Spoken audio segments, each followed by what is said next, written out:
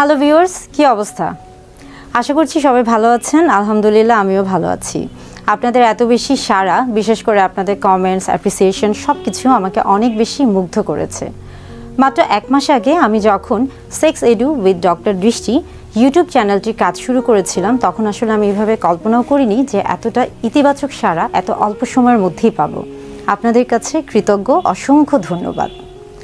আজকে কথা বলবো ইদানিং কিছুদিন ধরে বেশ কিছু প্রশ্নের সম্মুখীন হচ্ছি সেই বিষয়গুলি নিয়ে, অর্থাৎ বেশ কিছু পরিস্থিতি নিয়ে। ইউটিউব চ্যানেলটির কাজ শুরু করার পর থেকে প্রায় অনেকে আমাকে প্রশ্ন করছেন যে আপনি যে কাজ করছেন, যে বিষয়গুলি নিয়ে কাজ করছেন, এগুলো তো বেশ সেন্সিটিভ ইস্যু। আপনার পরিবার কি মেনে নিয়েছে আপনি যে বিষয়গুলো নিয়ে কাজ করা শুরু করেছেন?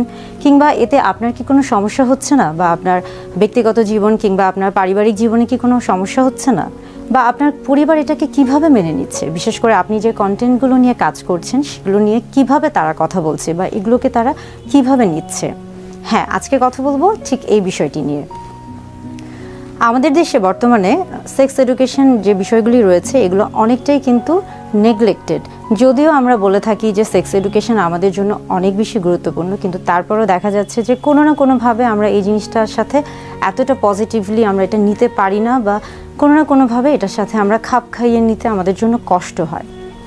প্রত্যেকটি পরিবারে আসলে উচিত, বিশেষ করে অভিভাবকদের ক্ষেত্রে, তার সন্তানদের সাথে একটা বন্ধুত্বপূর্ণ সম্পর্ক তৈরি করা। বিশেষ করে আমরা বলে থাকি যে অভিভাবকই কিন্তু একজন সন্তানের, অর্থাৎ সন্তানের জন্য প্রথম বন্ধু বা সবচেয়ে কাছের বন্ধু হচ্ছে তার অভিভাবক, অর্থাৎ পিতামাতা, বাবা মা।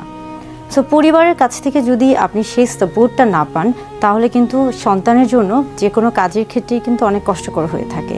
তাই পরিবার হচ্ছে সন্তানের জন্য, বা সন্তানের জন্য পরিবার হচ্ছে একটা আস্থা। পিতামাতার কাছে যেমন সন্তান একটা আস্থা, তেমনি সন্তানের কাছেও কিন্তু পিতামাতা একটা আস্থার মতো কাজ করে থাকে। পারিবারিকভাবে দেখা যায় যে যে কোনো কাজের ক্ষেত্রে, বিশেষ করে সন্তানরা যখন কোনো কাজ করে থাকে, সেক্ষেত্রে যদি সে পারিবারিকভাবে সাপোর্ট পেয়ে থাকে, তাহলে কিন্তু সেই কাজটি করতে গেলে তার জন্য খুব সুবিধা হয়ে থাকে। সে কাজটি যতটাই কঠিন হোক না কেন, যখন আপনি পরিবার থেকে একটা সাড়া পাবেন, সেক্ষেত্রে দেখা যাচ্ছে আপনার যে আত্মবিশ্বাস, সেই জিনিসটা কিন্তু আপনার মধ্যে চলে আসবে এবং সেই কাজ করার আগ্রহটাও বেড়ে যাবে। বাংলাদেশে দেখা যায় যে বিশেষ করে বেশ কিছু দেশে বা বেশ কিছু পরিবারে দেখা যায় যে সেক্স এডুকেশন নিয়ে কথা বলতে অনেকেই লজ্জা পায়, সংকোচ বোধ করে, কিংবা একটা দুশ্চিন্তাগ্রস্ত হয়ে থাকে।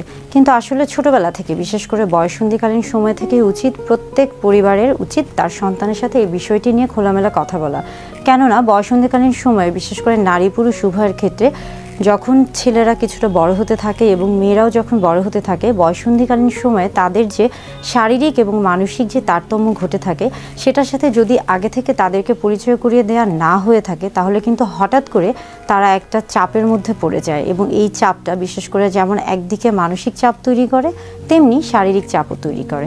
বিশেষ করে দেখা যাচ্ছে যে বয়ঃসন্ধিকালীন সময়ে হরমোনের তারতম্যের জন্য, বিশেষ করে নারীদের ক্ষেত্রে দেখা যায়, আসলে কিশোরীদের ক্ষেত্রে মাসিকের যে একটা মাসিকের সাথে নতুন করে তারা যে পরিচিত হয়ে থাকে, এটা যদি আগে থেকে তাদের জানা না থাকে, তাহলে কিন্তু তারা অনেকটা দুশ্চিন্তাগ্রস্ত হয়।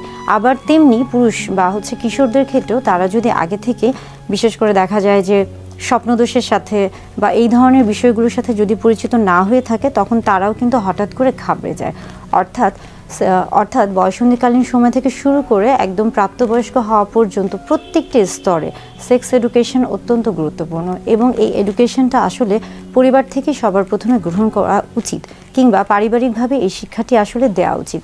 তারপরে আসে প্রাতিষ্ঠানিক শিক্ষা বা অন্যান্যদের কাছ থেকে জানা। যখন একজন কিশোর কিশোরী এই সেক্স এডুকেশন সম্পর্কে পরিবার থেকে জানতে পারছে না, বা তার মধ্যে জানা বা অজানা অনেক কিছু রয়ে যায় বা ভুল তথ্য রয়ে যায়, সে তখন কি করে? সে তখন বিভিন্ন মাধ্যম থেকে তথ্য সংগ্রহ করতে থাকে, এবং দেখা যাচ্ছে যে সে হয়তোবা বিভিন্ন ধরনের চটি বই থেকে কিংবা কারো কাছ থেকে শুনছে, বা বিভিন্ন ধরনের সোশ্যাল মিডিয়ায় কিছু হয়তোবা তথ্য গ্রহণ করছে, এবং অনেকেই দেখা যায় যে বিভিন্ন ধরনের পর্নোগ্রাফি থেকেও কিন্তু তথ্য নিয়ে থাকে, এবং যার ফলে এই যে নানান ধরনের কাছ থেকে যে তথ্যগুলো সে কালেক্ট করতে থাকে বা সংগ্রহ করতে থাকে, তখন কিন্তু দেখা যায় যে সে নিজে একটা দ্বিধাদ্বন্দ্বে পড়ে যায় যে আসলে কোনটা সঠিক বা কোনটা সঠিক নয়।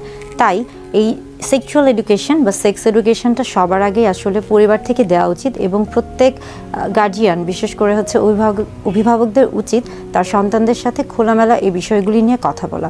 তা না হলে দেখা যাবে যে আস্তে আস্তে বয়ঃসন্ধিকালীন সময় থেকে সে যখন প্রাপ্তবয়স্কে যাবে তখন বিশেষ করে সেক্সুয়ালি ট্রান্সমিটেড ইনফেকশনের মাধ্যমে যে সেক্সুয়ালি ট্রান্সমিটেড ডিজিজগুলো হয়ে থাকে সেগুলো সম্পর্কে তার যদি ধারণা না থাকে, অর্থাৎ সেফ সেক্স বা নিরাপদ সহবাস সম্পর্কে তার যদি ধারণা না থাকে, তখন দেখা যাবে যে পরবর্তীতে সে বিভিন্ন রকমের শারীরিক এবং মানসিক সমস্যায় পড়তে পারে এবং যার প্রভাব কিন্তু তার বিবাহিত জীবনে বা দাম্পত্য জীবনেও পড়তে পারে। এই জন্য সেক্স এডুকেশন অত্যন্ত গুরুত্বপূর্ণ এবং এটা কিন্তু পরিবার থেকেই সবার প্রথমে আসা উচিত বা গ্রহণ করা উচিত বা এই শিক্ষাটা পরিবারেই সবার প্রথমে দেওয়া উচিত।